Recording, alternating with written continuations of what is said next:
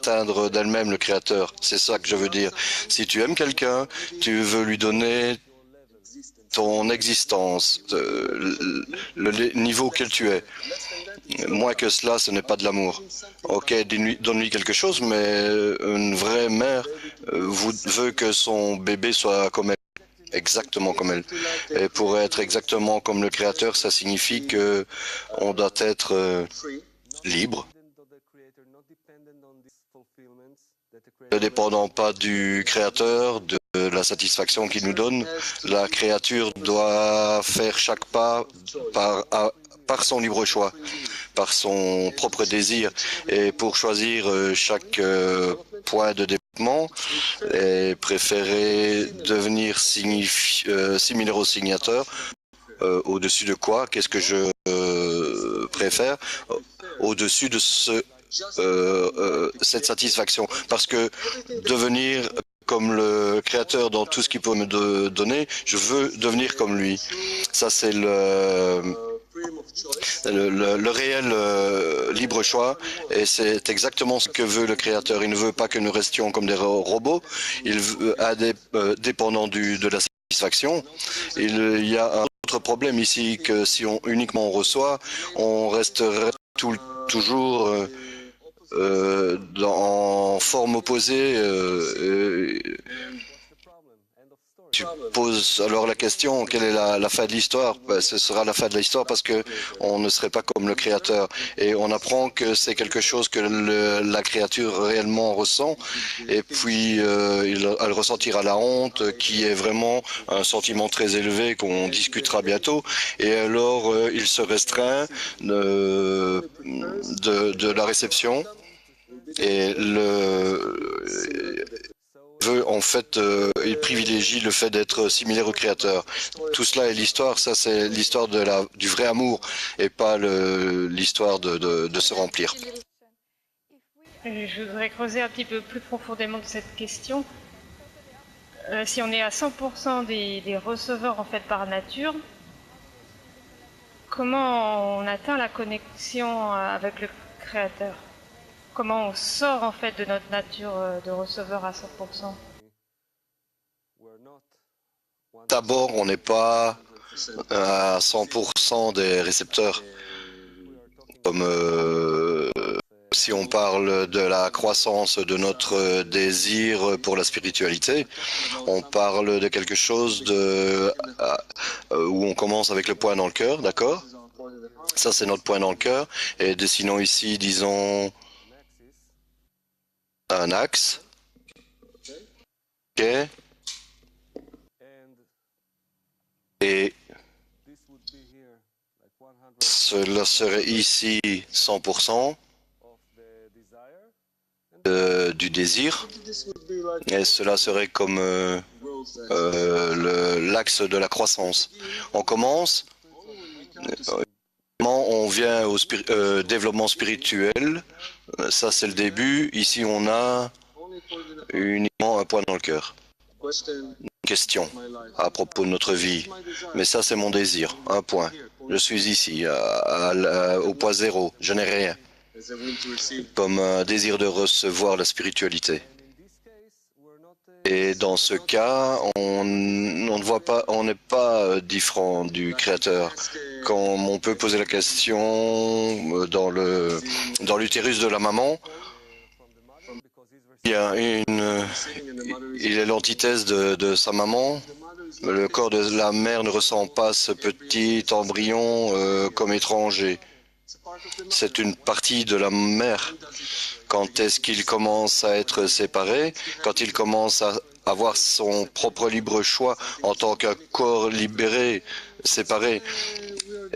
C'est comme ça qu'on fait également avec ce point dans le cœur, ce désir croissant. Plus on connecte nos étincelles ensemble, plus un point dans le cœur, plus un autre point dans le cœur, plus un autre. À un moment donné, cela devient ce qu'on appelle un récipient.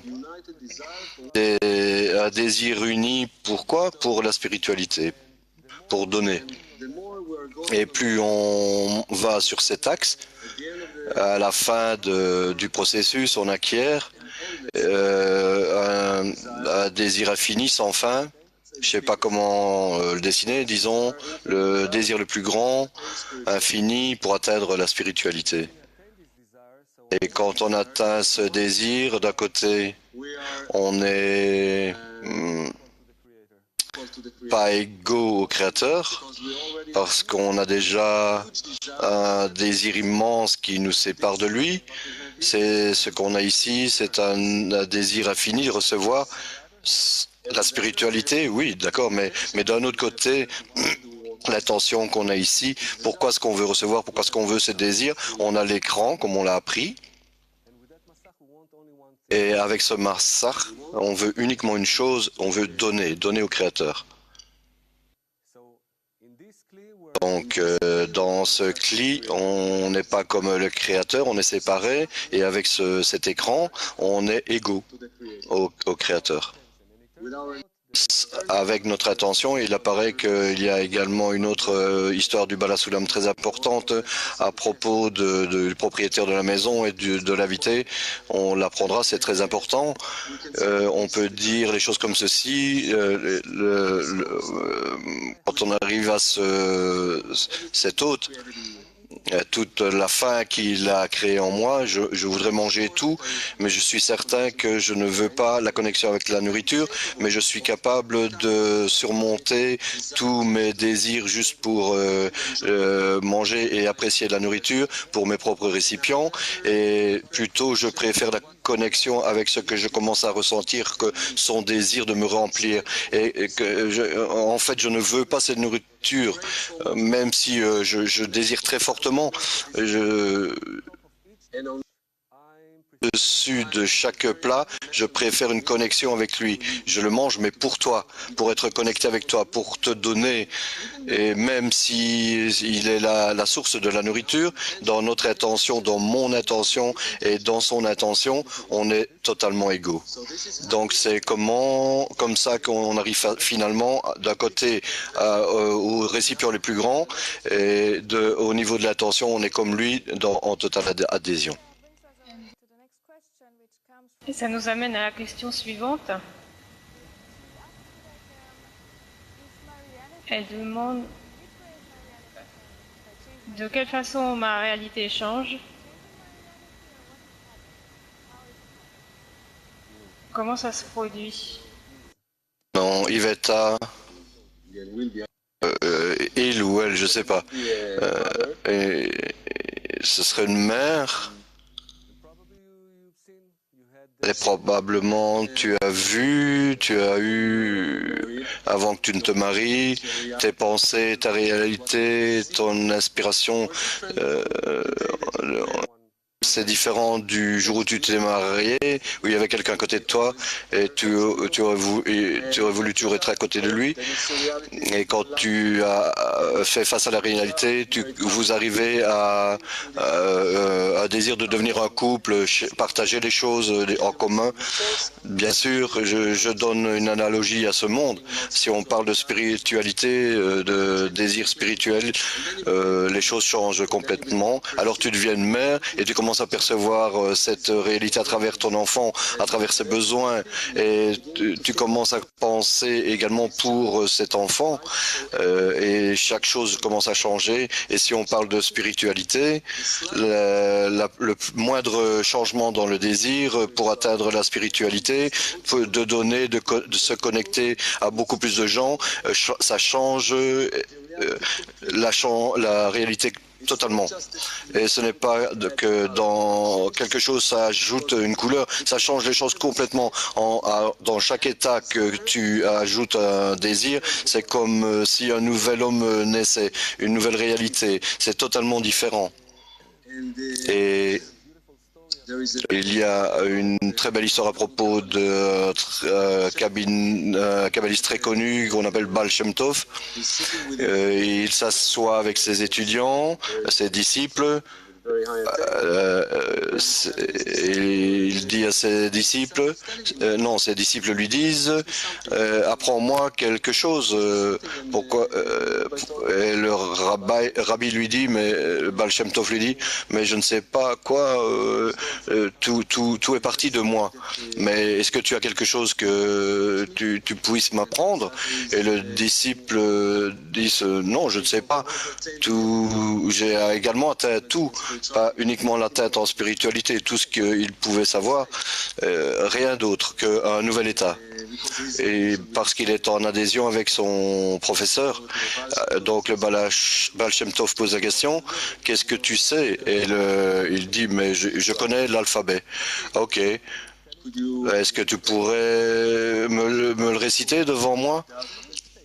Et le désir grandit, quelque chose de nouveau, il avait totalement oublié l'alphabet et il commence à répéter l'alphabet et le Baal Shem Tov le répète avec lui, avec enthousiasme, et il rentre dans un état et commence à regagner toutes les états qu'il avait atteints.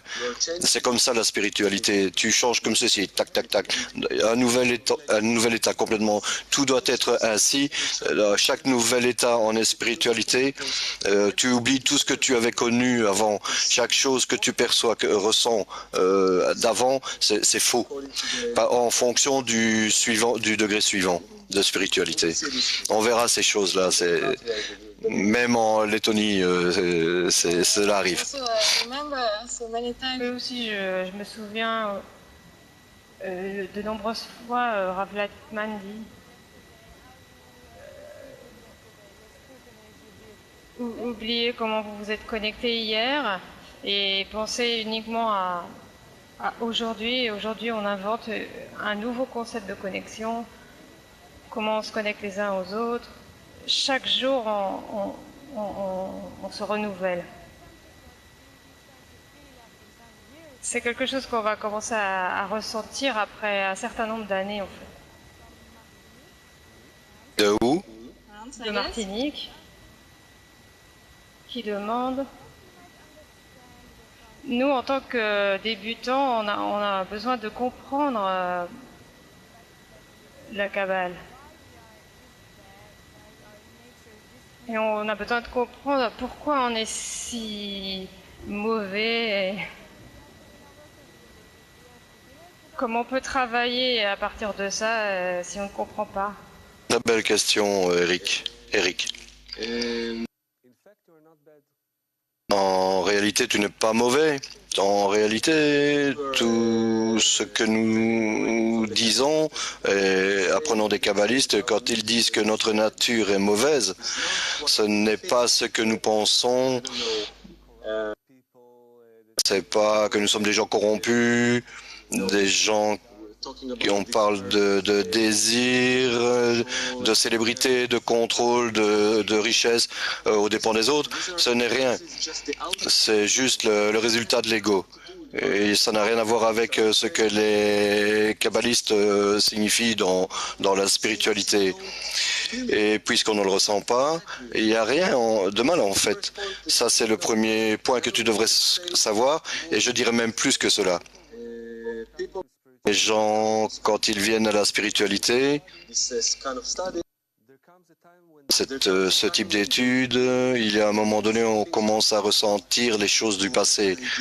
Oh, qu'est-ce que j'ai fait dans le passé? Qu'est-ce que j'ai fait hier? Comment est-ce que j'ai pu être ci ou ça? Et tu ressens que tu as été une si mauvaise personne, mais non, non, non, non. Bien sûr, tu dois corriger cela, mais tout vient de « il n'y a rien hormis lui ». Ce n'est pas toi. Toi est ce que tu peux faire à partir d'aujourd'hui. Et c'est tout. S'il te plaît, ne deviens pas voleur et ne dis pas il n'y a rien hormis lui et faire n'importe quoi. Non, non, non, non, non. Ça t'amènera devant le juge. Non, non, si on parle du travail intérieur, on devrait se ressentir si mauvais parce que on est comme la femme de Lot, parce qu'elle est devenue une statue de sel. Parce que si on regarde en arrière, on ne peut plus avancer. Mais quand on commence à étudier la sagesse de la Kabbale et que tu commences à à tirer la lumière supérieure environnante. Il y a quelque chose qui se passe. Qu'est-ce qui se passe? On a deux choses dans notre système. On a d'un côté le point dans le cœur et on a également le cœur. Le cœur, et ce sont tous les désirs, c'est comme une plante, comme une semence qui commence à se développer, qui s'ouvre. Donc on a le point dans le cœur que, à un moment donné, devient une âme, le désir d'atteindre la spiritualité.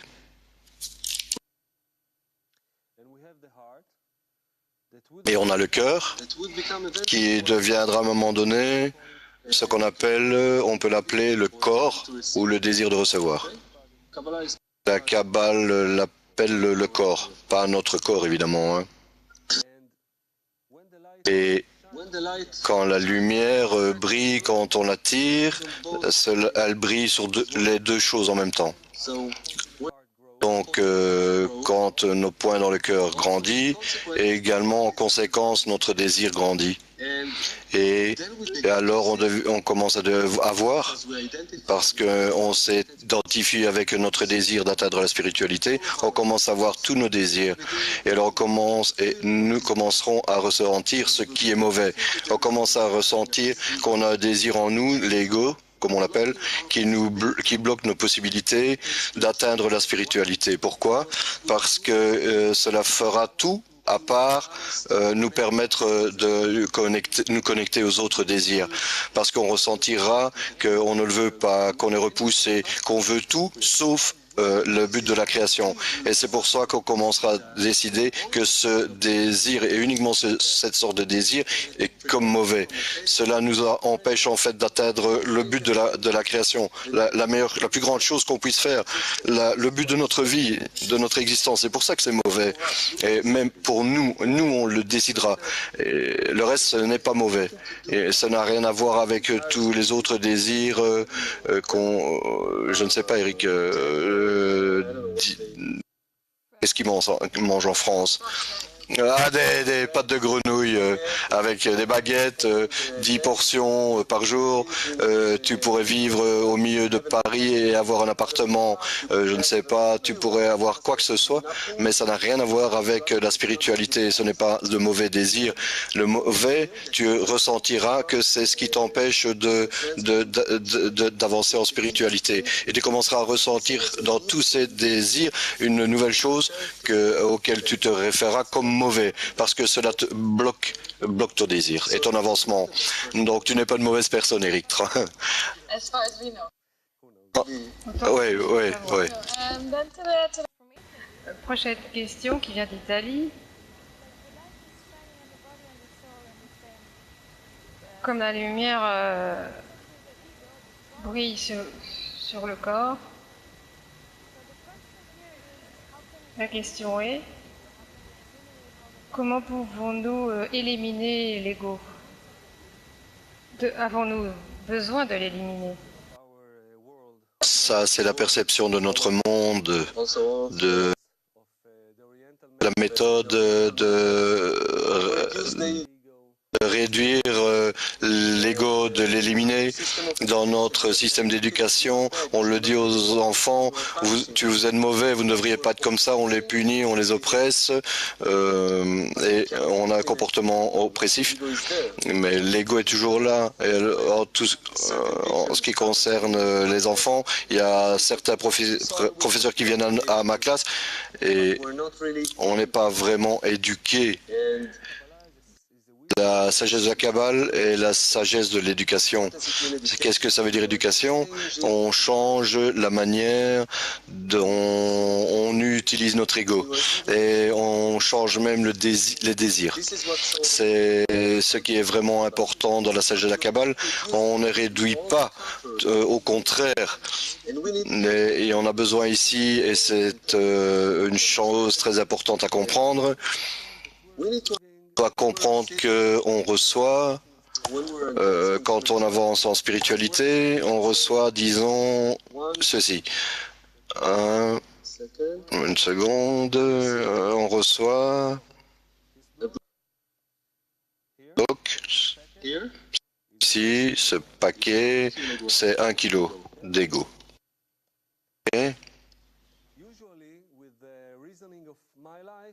Habituellement, dans ma vie, je dis, OK, c'est bon.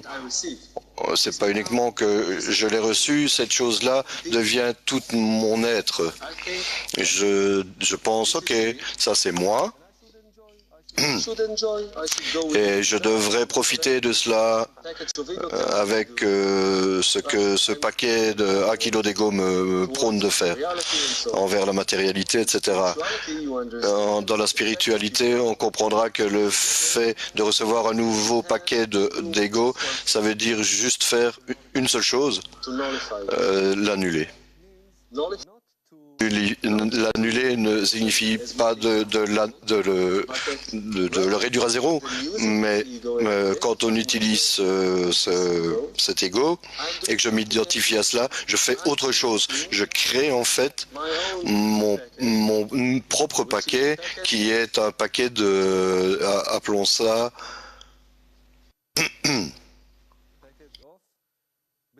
paquet de dons, de connexion. 1,1 kg. Je peux surmonter cet ego et je l'appelle le don, la connexion. OK? Et cela signifie que je pense cela vers le haut. Je l'élève. Je l'élève comment? On parle d'importance.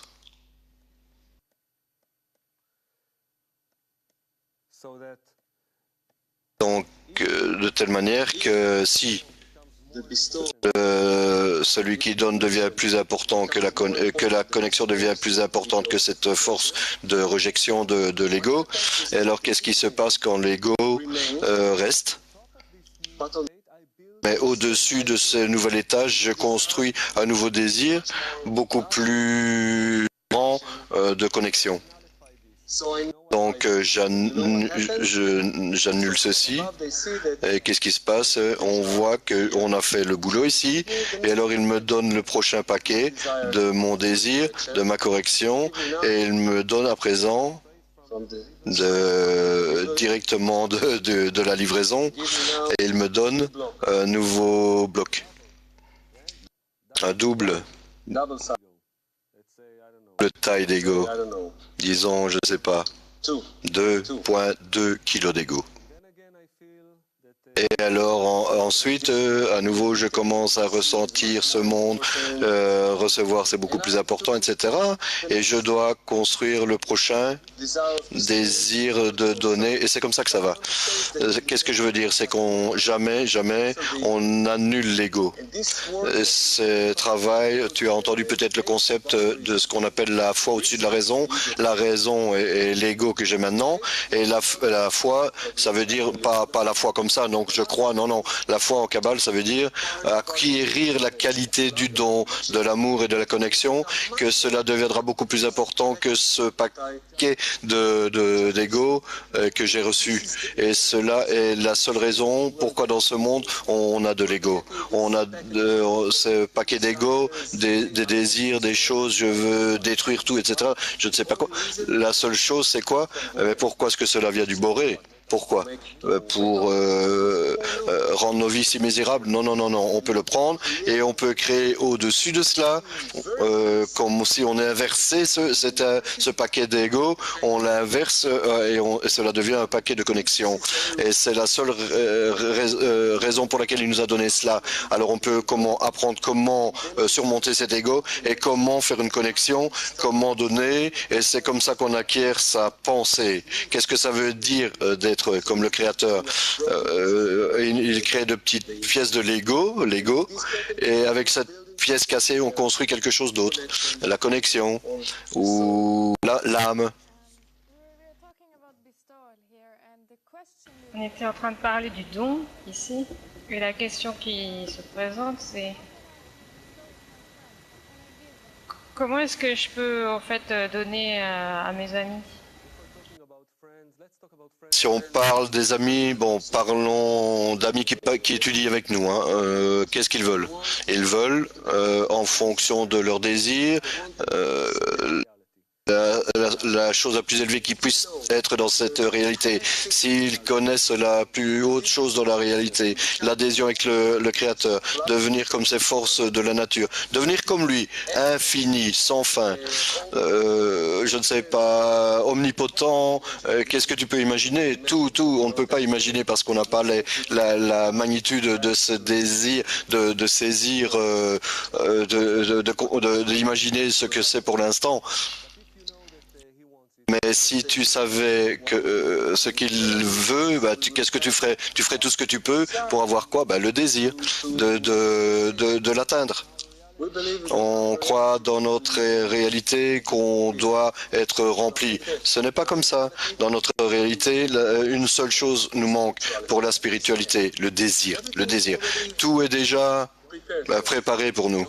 La seule chose dont on a besoin, c'est le désir de l'atteindre, d'être là. Et qu'est-ce qu'on peut donner à nos amis qui étudient la Kabbale et qui veulent atteindre le but de la création? Tu peux leur donner l'importance de tout cela. Tu peux les aider, l'aider à désirer cela, le vouloir. C'est comme ça que tu peux aider et influencer ton environnement. Tu pourrais lui dire combien c'est important, faire beaucoup de choses qui lui permettent de ressentir que c'est important. Et ça, c'est le meilleur cadeau que tu puisses leur offrir. Cela, ça semble important, mais crois-moi, c'est tout. Crois-moi, c'est tout. Et alors, quand tu le feras, on parlera de la prochaine chose que tu pourras faire. Tu as parlé avant de l'histoire de l'hôte et de l'invité. Comment pouvons-nous savoir que ce que nous recevons est vraiment pour le Créateur et pas pour nous-mêmes? Comment on peut mesurer cela? Faire cette distinction? Pour l'instant, on ne ressent pas le Créateur, donc on ne peut pas faire ces choses. Je reçois uniquement, puis c'est tout. Et je reçois et qu'on imagine, ça c'est pour toi, non, non, non. À qui est-ce que je parle? Qu'est-ce que ça veut dire, c'est pour toi? Non, non, non, non. On reçoit, puis c'est tout. Comment est-ce que je peux savoir que je donne au Créateur? Le Créateur a créé un système et il ne se révèle pas entre moi et le Créateur, quelque chose qu'on ne ressent pas, mais il se révèle à nous par un système dans tout ce qui est à l'extérieur de nous. Et révéler quoi? Les plans? Qu'est-ce que je pourrais faire? Les gens, ils veulent tous être comme moi. Le Créateur se présente à nous par l'humanité, à travers l'humanité. Comment est-ce que je sais? Je vois tellement de gens, des 7 milliards de gens, qu'est-ce que je vais faire avec eux maintenant? Et on commence à travailler avec le groupe qui a le même désir que nous. Et si je commence à donner, c'est ce que explique le Bala Soulam dans son article Le don de la Torah, et si je commence à donner à quelque chose qui est à l'extérieur de moi, en dehors de moi ça veut dire en dehors de mon propre bénéfice, en dehors de mon ego. Et si je commence à donner, et ça c'est toute la spiritualité dont on parle, et alors il n'y a aucune différence entre si je donne aux gens ou si je donne au Créateur. Parce que de toute façon c'est quelque chose en dehors de moi. Mais il y a d'autres choses dans notre connexion. On commence à ressentir un phénomène spécial que tu découvriras, un phénomène spécial, une force spéciale qui se révèle dans la connexion. Et cela est appelé Boré. Viens et vois, et tu le ressentiras. Et le plus tu avances dans la spiritualité, tu commenceras à ressentir que tu peux avoir une relation avec cette force. Plus tu deviens comme elle, et tu verras que en fait tu lui donnes. Est-ce que c'est vrai, quelque chose en dehors de moi, ressentir comment il ressent? Non, non, non, non, non. Tu ne sais rien en dehors de ta perception, mais dans ta perception, tu ressentiras qu'il y a un phénomène qu'on appelle de donner du contentement. Et quand Ralph Lightman a posé la question à ce sujet, il a dit que si ton ami est heureux et que tu l'as rendu heureux, Ils ressentent que la spiritualité est importante, que la connexion est importante, et ils atteignent alors, et ils contribuent à cela. Et s'ils sont heureux, alors ça veut dire que Boré est. Mais pour nous, parfois, ça n'est pas si facile de faire cette séparation entre les gens de l'extérieur et les gens avec lesquels on partage le même but. Donc Catalina de Roumanie demande si je donne pour les gens et qui ne veulent pas recevoir ce que je peux leur donner. Comment je me débrouille avec ça? Je sais pas ce que tu veux leur donner. Je me rappelle ma mère qui était si convaincue que j'aimerais. Qu'est-ce que c'était le porridge avec la confiture. J'avais horreur de ça. Mais elle était si convaincue que c'était la meilleure chose et elle continue de me le donner. Mais si on parle de la réalité, on ne peut pas uniquement donner à quelqu'un et faire en sorte que quelqu'un va prendre ce que tu vas lui donner parce qu'on est convaincu que c'est la meilleure chose. Non, non, c'est peut-être pas le cas. Donc c'est pourquoi on commence d'abord à travailler avec des gens qui ont le même désir que nous. Si on parle de leur donner l'importance de la spiritualité, leur montrer peut-être le chemin. Bien pas maintenant voir les gens de notre famille et leur dire vous devez étudier la Kabbale, c'est la meilleure des choses, c'est la chose la plus importante et vous ne comprenez pas. Et ils ne comprennent pas le désir pour cela peut-être. Moi je l'ai, mais je ne peux les forcer parce que je ne suis pas en charge du développement de leur désir, pas pour le moment en tous les cas. Et ce que je peux faire, c'est leur laisser un livre et leur dire si vous voulez, lisez-le. Et si on parle de gens qui n'étudient pas la Kabbale, avec eux, je me comporte comme d'une manière la plus normale, comme quelqu'un de tout à fait normal. Payer les taxes, avoir un avocat, nous vraiment normaux. On apprendra qu'on peut influencer notre âme, constituer des points dans le cœur, mais pas essayer de commencer à forcer les gens à avoir. Tu dois aimer et leur dire tu dois aimer ton prochain comme toi-même, sinon je vais te tuer. Non, non, non, non, on verra cela au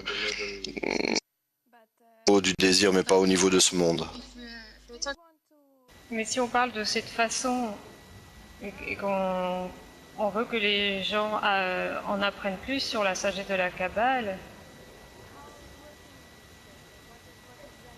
comment on peut travailler dans ce cas-là?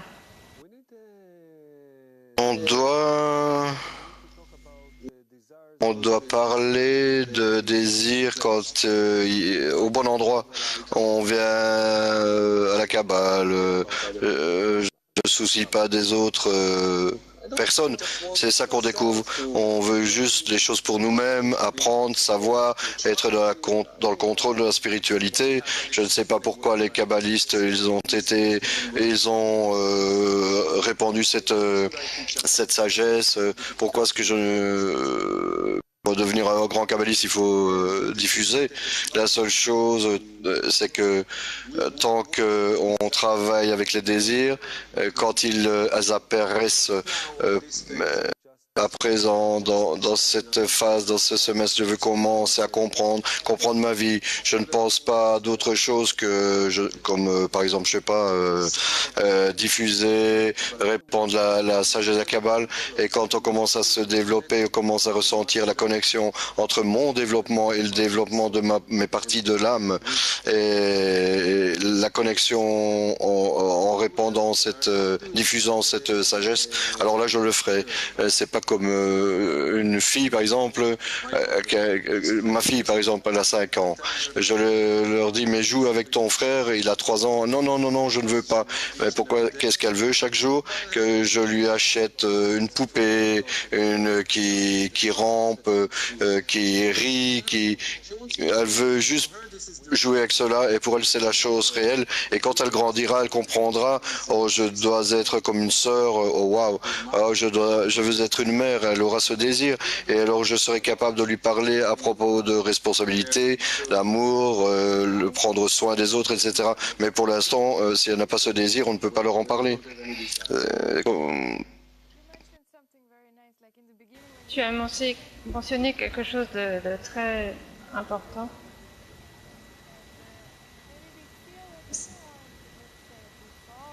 Peut-être qu'on a la sensation qu'on ressent davantage les autres. Est-ce que dans la Kabbale, il est nécessaire de travailler et d'analyser les éléments négatifs en fait qu'on découvre? Non, non.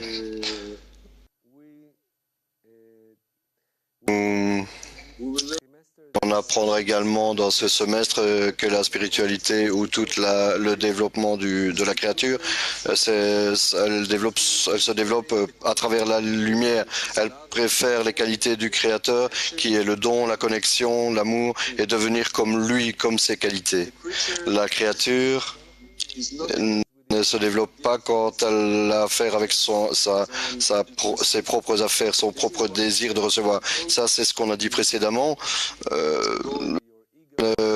Ne vous plongez pas trop dans votre ego, combien je suis mauvais, comprendre. Non, le désir, il est là. Le Créateur nous l'a donné, c'est tout. Voilà. Et ça n'a rien à voir avec ce que nous voulons atteindre. La seule ligne sur laquelle on puisse aller, c'est une ligne d'augmenter de plus en la connexion et d'ajouter cela de plus en plus à notre vie. Le désir de grandir, on ne s'identifie plus personnellement avec ce désir, mais c'est ce que nous avons, c'est pour ça que nous on a un environnement pour nous aider à faire cela. Et ce que j'ajoute, c'est uniquement une chose. Je veux ajouter de plus en plus de qualité, du don, de la connexion, de l'amour. Et comme on l'a dessiné ici, vous voyez le dessin ici? Cela est la raison qui m'a donné mon désir pour me permettre d'ajouter les qualités du don. Et alors, on ajoute ici un autre désir plus grand. Et alors, on ajoute un autre désir du don. Et c'est comme ça qu'on devient de plus en plus similaire au Créateur. Donc, en fait, cet ego de mettre finalement à... Si je sais comment les utiliser, alors. Donc en fait, c'est pour ça que j'ai besoin d'un environnement. Ouais. Question d'Emilia de France. Comment on est en équivalence de forme avec le créateur? Ça dépend, Emilia, d'où? De France? Ok. Tu pourrais être uni, te faire une nouvelle révolution en France, aller sur les barricades, c'est pas vraiment l'unité, c'est l'unité contre quelqu'un en fait. L'unité, c'est très très spécial, très unique, un état très unique dans quoi je ne veux pas ressentir de différence entre moi et les autres. Je veux, avec mon amour comme la maman envers son enfant, je ressens tous ces désirs et je veux utiliser moi-même pour ressentir ces désirs, pour remplir ces désirs. Et je veux que cela soit mon existence, remplir ce désir. Et quel est le bénéfice de tout cela? Rien pour moi. Pourquoi? Parce que à cause de la grandeur du Créateur, parce que le Créateur est comme cela et que je veux devenir comme le Créateur. Et pas pour moi, parce que c'est le désir du Créateur et je veux lui donner du contentement. Et quoi à mon propos? Rien, rien. Je ne veux aucune récompense, rien pour l'ego, juste donner. Et tu peux imaginer cela? Ça, c'est la manière d'atteindre l'unité. Il y a une question de Maria. Comment la créature peut-elle créer le bon environnement? Je suis Maria dans ce cas-là, comment je peux faire? C'est en Italie? Disons que c'est en Italie, mais je ne sais pas. Donc, il y a ici, tu sais comment fonctionne Google Maps. Il y a l'Italie ici. Et en Italie, je ne sais pas à quel endroit. Il y a Terni et on va à Terni. Et à Terni, on va à la maison de Maria. Et Maria, elle est là. Voilà. Le créateur a illuminé le point dans le cœur de Maria. Et il a amené Maria où? À un environnement. Et quel est cet environnement? EU, ici. Le Centre européen d'éducation. Il y a ici beaucoup de points dans le cœur comme elle.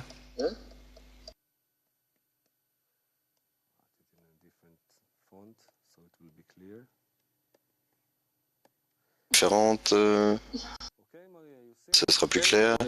Ok, Maria, tu vois ici, il y a beaucoup de points dans le cœur comme toi. Donc, quelle est la question de Maria? Donc, vous êtes tous rassemblés ici, dans le EUEC, et l'environnement correct dépend de toi. On dit que le bon environnement dépend de l'importance.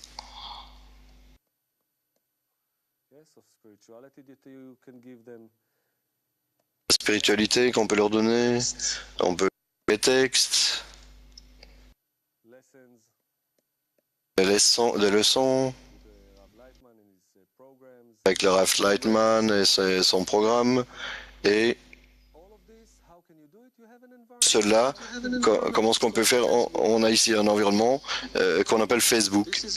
C'est là qu'on peut leur donner l'importance, ce qui est important pour toi, poser des questions, leur donner des textes de ce qu'on a vu du Rav Lightman, du Rabash, leur donner les leçons préférées et même leur dire si c'était la dernière leçon.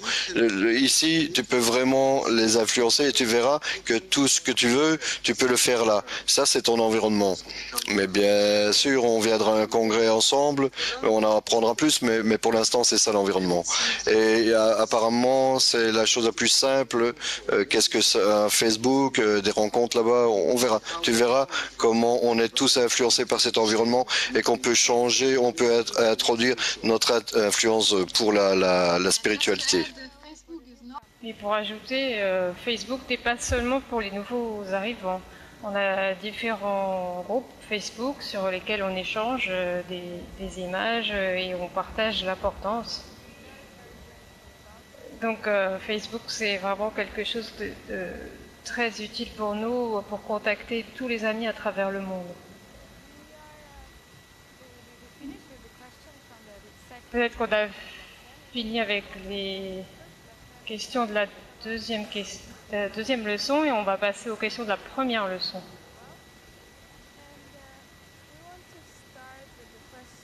On va commencer avec la question: quelle est la différence entre Adam Kadmon et Adam Arishon? Il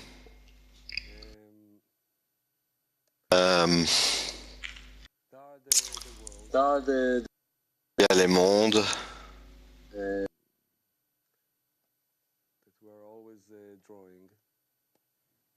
Dessine toujours ça.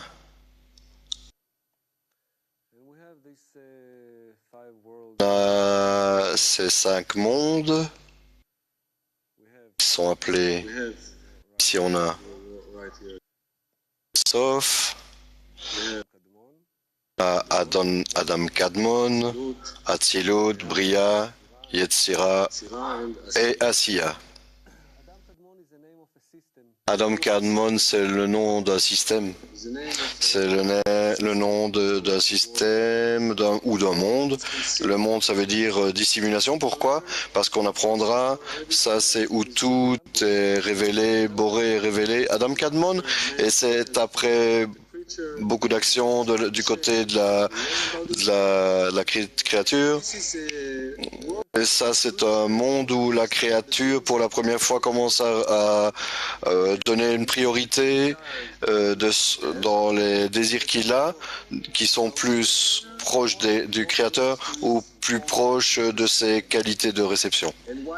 Et pourquoi est-ce qu'on appelle cela Adam Kadmon? Parce que c'est une préparation. Adam signifie l'être créé, ça veut dire similaire au créateur.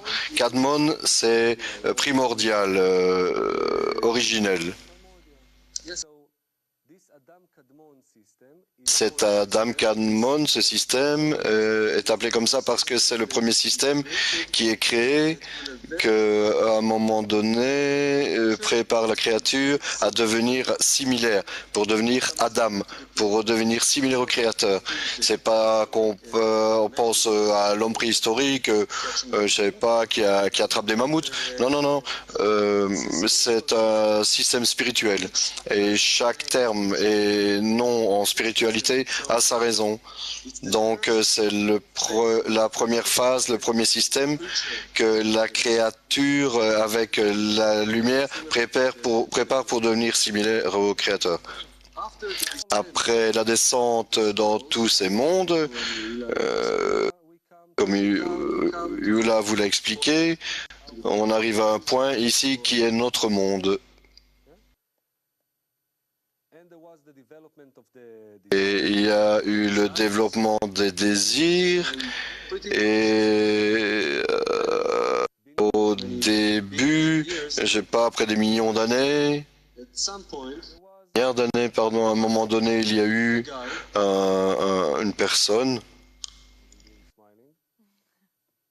je vais le faire en train de sourire, qu'on a appelé Adam. C'est comme c'est le nom que ses parents lui ont donné. Adam. Il a été le premier kabbaliste à atteindre la spiritualité, à atteindre tout le système et d'atteindre la correction finale. Est-ce qu'il y a eu des kabbalistes avant lui? Il y avait, comme l'a expliqué Rav Leitman, qui essayait d'atteindre la spiritualité. Et ils ont atteint quelque chose, mais le premier dans toute l'atteinte,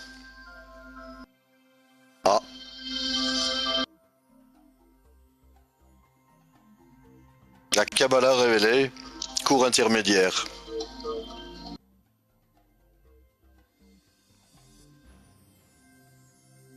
Merci.